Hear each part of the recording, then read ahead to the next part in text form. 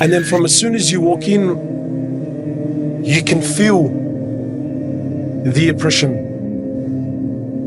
You travel on their roads and for kilometers on end, concrete high walls for kilometers and kilometers and kilometers separating. And then when you reach their suburbs, the concrete walls, they start to have paint and artwork so that it doesn't look as intimidating. And then you get there, and then you want to enter the Quds, the holy mosque, and it's surrounded by Israeli soldiers. So you come to walk in, you got to show your passport, proof of ID, and there's a man there, an Israeli, holding a fully automatic weapon, and I need to justify myself to him to why I need to enter the Masjid of Allah. Anyway, so you walk in, you show your ID, you go in there, and you walk into the Quds, and wallahi, it's like the walls are crying. There's no youth, because they don't allow them. Assalamu alaikum wa rahmatullah. Bismillah walhamdulillah wa salatu wa salam ala rasulillah. Last year, alhamdulillah, Allah subhanahu wa ta'ala gave us the honor and the privilege to perform Hajj. And then from Hajj, from there, we flew over to Jordan. So when we reached Amman, Jordan, we went there with the intention of going in to Palestine. So from there, we jump onto a bus and we head in. And as you get to the borders, you see the Israeli flag stands extremely high. And subhanAllah, automatically, your heart starts to beat. You know, because hearing is not like seeing. So you enter this place and you go through this whirlpool of emotions. Some of it is anger, some of it is fear, some of it is frustration. So you get to the borders, and keep in mind, you're an Australian, you got an Australian passport, and you get there, and wallahi, from as soon as you see them for the first time, it's like something enters the heart. It's like a poison enters the system. And from as soon as you make contact with them, no smiles, no welcomes, no nothing whatsoever, you're automatically made to feel like an outcast. So you get to the border there, they take you off the bus, you walk in, and you see for an hour, 2, 3, 4, 5, 6, 7, 8, and you haven't been questioned yet. You're an Australian that wants to go in, and you haven't been questioned yet. And as you sit and you watch, you'll see a Palestinian citizen, an old senior man, a man who we might call Ammar or Hajj, or an old man, at least at the age of 70, 75 years of age. And you see a young Israeli soldier, a female, maybe about 18 years old, 19 years old, talking down at him, giving him orders, Wallah al-Azim, like he's an animal, like he has no value, no worth, nothing whatsoever. Talking down at him, full if you could call it talking, it was more like barking, right? And you feel it, Wallah al-Azim, you feel it. And you sit there and you bite your tongue. And this is a Palestinian. This is an old man who is supposed to be receiving some sort of respect, and he's been spoken down at by a little 18-year-old. Anyway, so you sit there, and then eventually they call your name, and then a young lady, and don't think it's a coincidence that they're ladies. It's not a coincidence that they're ladies. Then a young lady will come over, she calls you out, and then you got to follow her. You walk into the room, you sit down. Who are you? Why are you here? And then she starts to ask, why have you come to Palestine? And they call it Israel. But why are you here? What business do you want from here? Why do you choose to come here? Why didn't you just go straight home? Full on.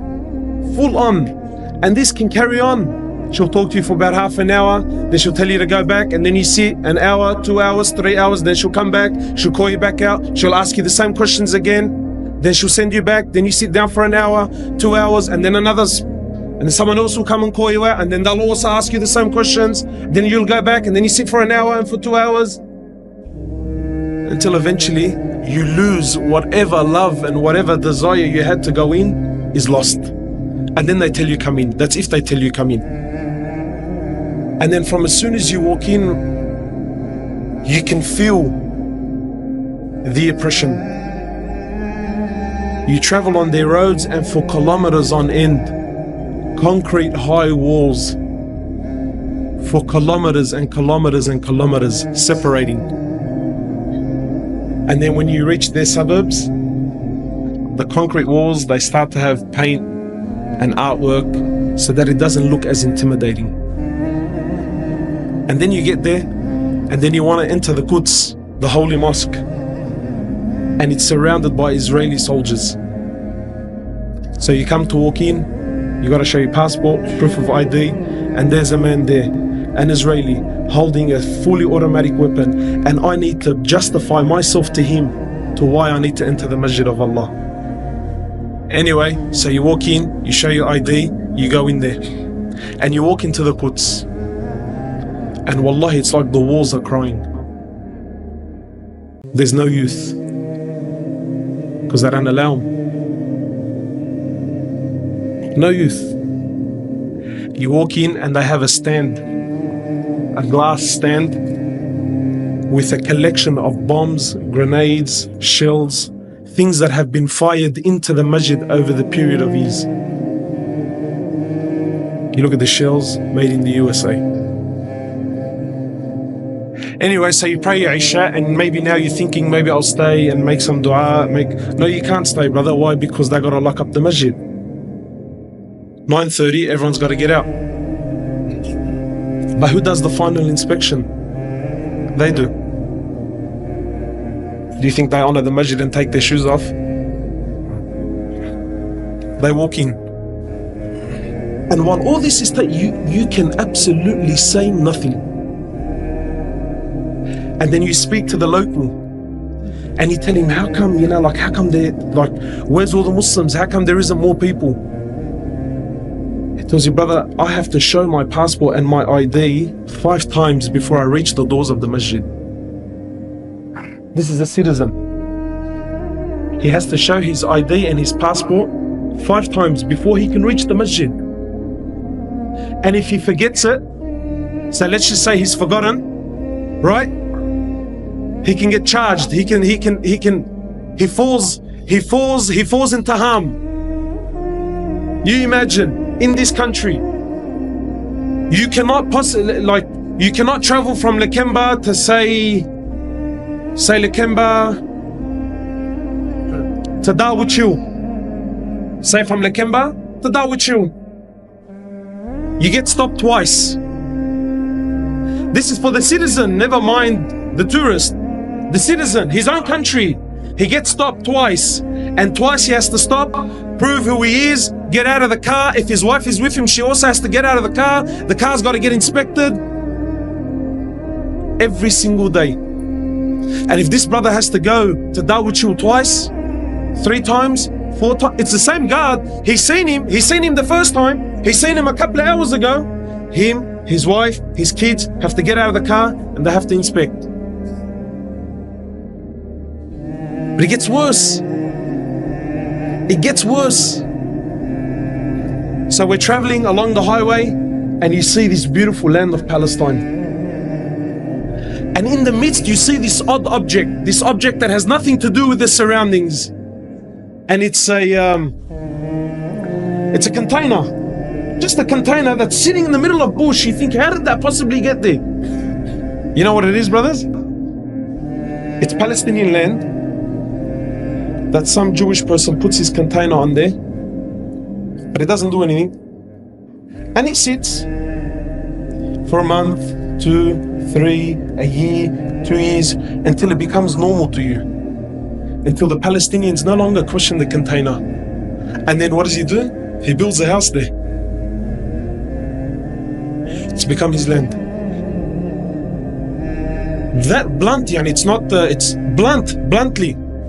And you see these little containers everywhere. And you see these little containers everywhere.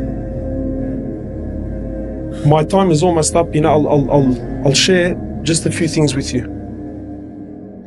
When we went to Masjid al-Khalil, that's where our Prophet Ibrahim alayhi salatu wasalam is buried. This isn't, I'm not trying to put spices here. This is history, you can look it up. Masjid al-Khalil was a masjid that belongs to the Muslims. In 1994, Salat al-Fajr, the Muslims were there praying Salat al-Fajr. A Jew from the States, a doctor, walks in and opens fire to the Muslims that were praying. While in sujood. Kills 30 and wounds 125. So what do you think happened? I'll tell you what happened. They closed off the mosque. They made an investigation. You know what the result of the investigation was? They turned half of it into a synagogue.